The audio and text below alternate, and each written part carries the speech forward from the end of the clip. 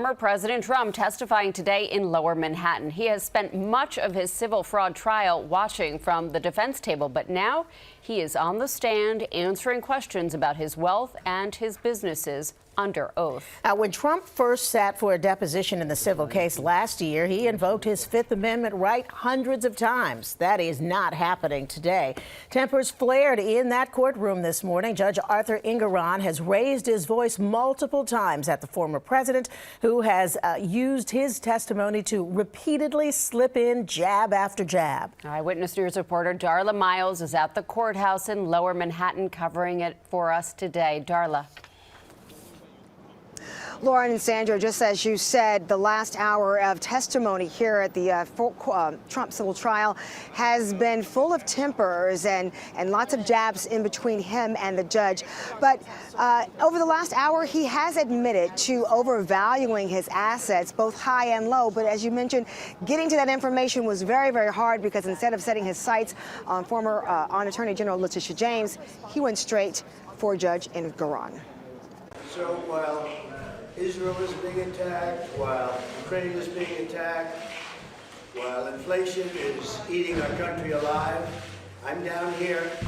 Before former President Donald Trump took the stand Monday morning, he wasted no time blasting the $250 million civil fraud trial brought by New York State Attorney General Letitia James, and also defending his organization's overvaluation of assets by $2.2 billion.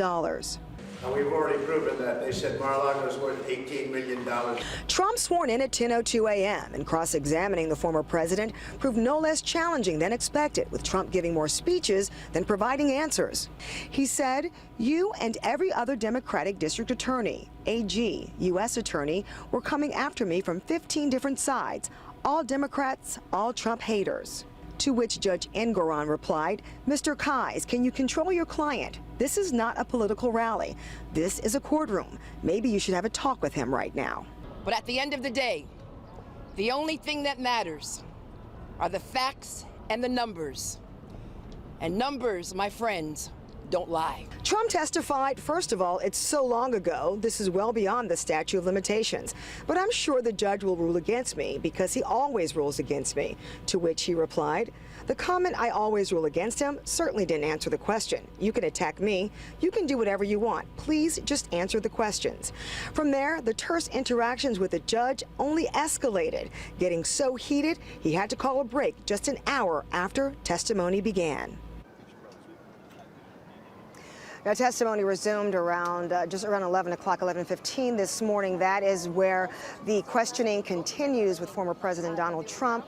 This seems to be a strategic defense to drag out the proceedings and to distract from the overvaluation of assets. Again, a very heated, tense day in the courtroom this afternoon. We will be covering it all day, and we'll have the latest for you tonight on Eyewitness News First at 4.